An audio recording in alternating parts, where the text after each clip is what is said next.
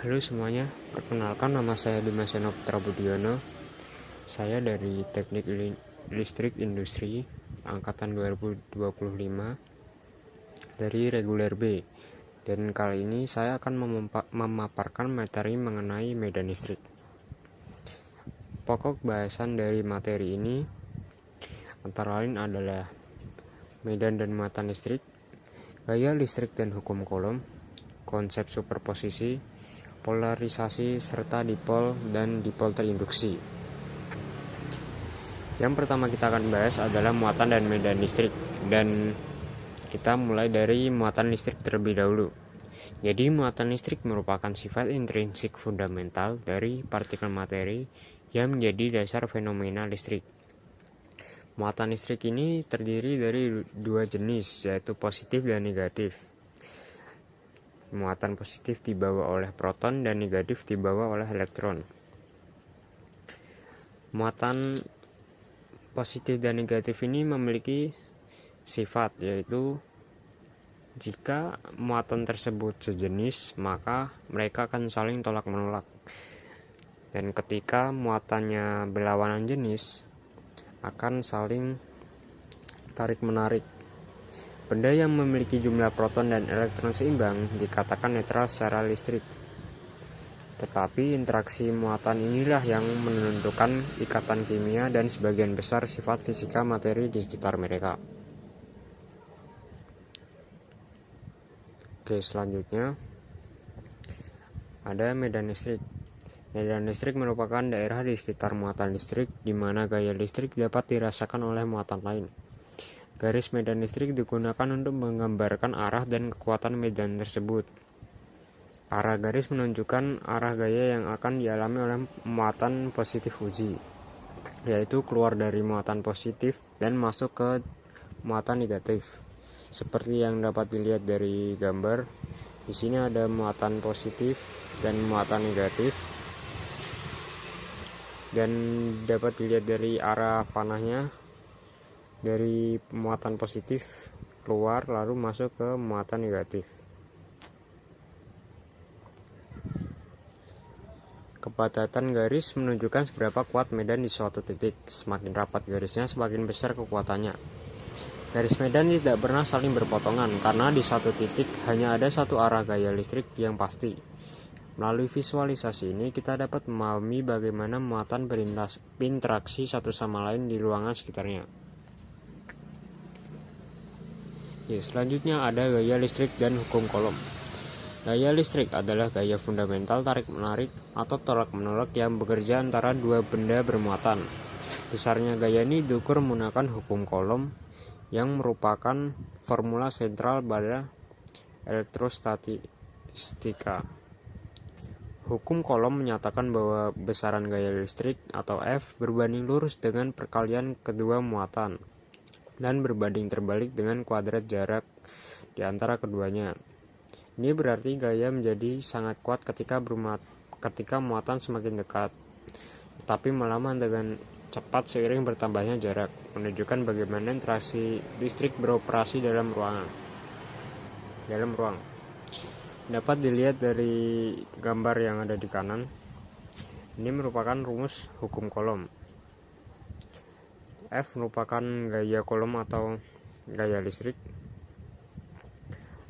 Didapat dari K yang merupakan konstanta dengan nilai 9 kali 10 pangkat 9 Newton meter kuadrat per C kuadrat, dikalikan dengan muatan yang akan dicari, jika dalam kasus ini Q1 dan Q2, dibagi jarak kuadrat dengan satuan meter.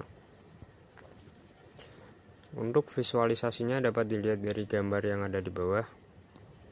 Di sini ada muatan Q1 dan Q2.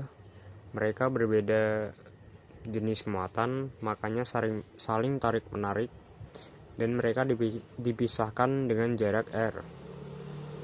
Dan gaya Coulomb yang mereka alami di sini adalah F.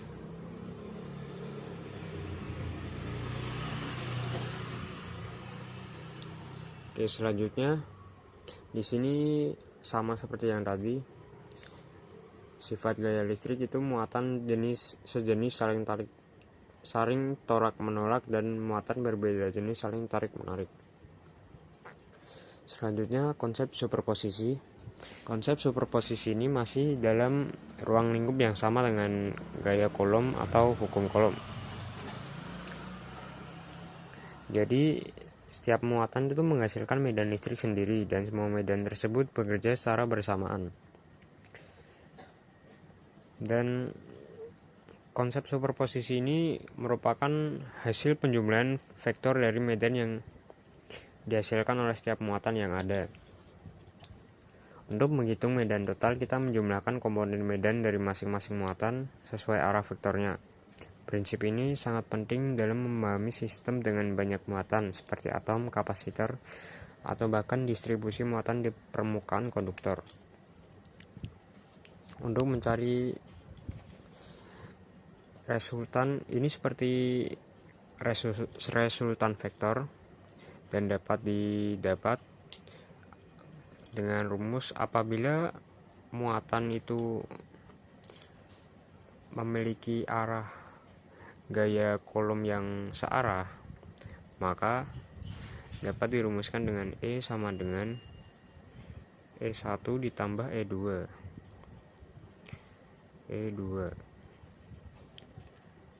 Apabila arahnya berlawanan, maka gayanya akan saling mengurangi. Jadi E sama dengan E1 dikurangi E2.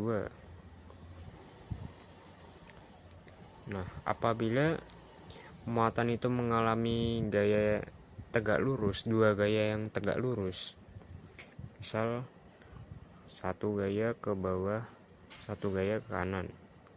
Di sini untuk mencari resultan vektornya, yaitu yang ini, yang tengah, itu dapat dicari dengan rumus E sama dengan akar E1 kuadrat ditambah E2 kuadrat, atau seterusnya.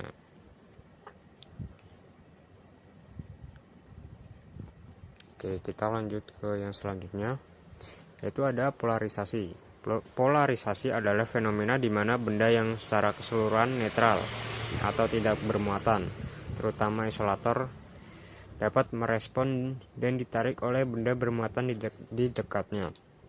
Ketika benda bermuatan didekatkan, yang menyebabkan pergeseran, sementara muatan di dalam atom benda netral tersebut. Muatan yang berlawanan tertarik mendekat, dan muatan yang sejenis terdorong menjauh. Pemisahan muatan mikroskopis ini menciptakan dipol listrik sesaat, yang menghasilkan gaya listrik bersih karena muatan yang berlawanan letaknya lebih dekat ke benda bermuatan, sehingga tarikan lebih kuat daripada tolakan. Yang selanjutnya ada dipol dan dipol terinduksi. Dipol listrik adalah pasangan dua muatan dengan besar sama tetapi tanda berlawanan yang terpisah pada jarak tertentu. Dipol memiliki arah dari muatan negatif menuju muatan positif, seperti dapat dilihat pada gambar yang kanan atas.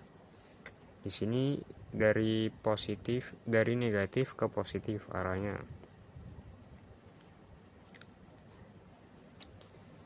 Dipol memiliki arah dari muatan negatif menuju positif dan menghasilkan momen dipol yang menunjukkan kekuatan serta arah pemisahan muatan tersebut. Di sisi lain, dipol terinduksi terjadi ketika benda netral berada dalam medan listrik eksternal. Dalam kondisi ini, muatan positif dan negatif di dalam benda netral bergeser sedikit, menyebabkan salah satu sisi menjadi lebih positif dan sisi lain menjadi lebih negatif. Akibatnya benda netral dapat tertarik ke arah muatan eksternal. Contoh sederhananya adalah sepotong kertas yang tertarik ke batang plastik bermuatan, walaupun kertasnya netral, yang menjadi dipol terinduksi.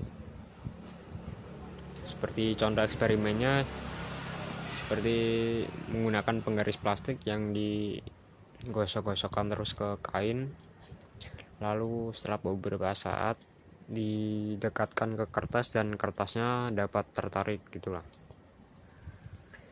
Untuk momen dipol sendiri rumusnya ada di bawah sini. Momen dipol sama dengan Q kali R. Untuk dalam kasus ini dilihat dari gambar di atas, Q sendiri itu muatan, yaitu yang Q kecil ini, dan R adalah jarak, atau dalam gambar sini 2L.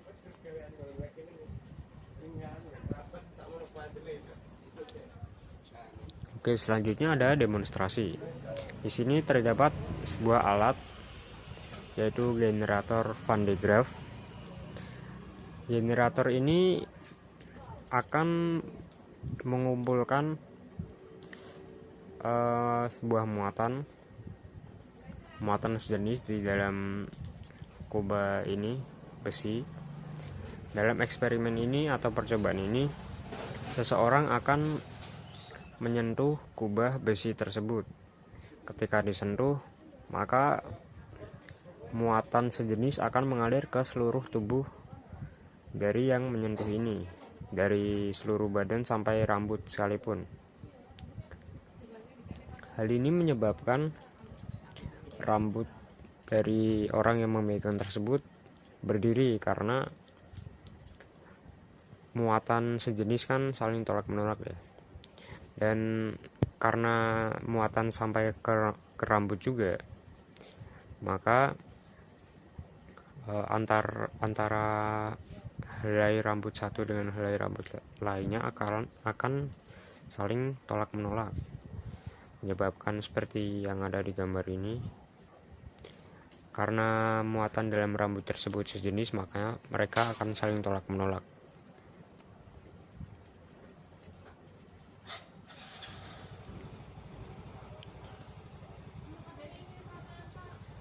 Oke, sekian pemaparan materi mengenai medan listrik dari saya. Apabila ada kesalahan, saya minta maaf. Sekian, terima kasih.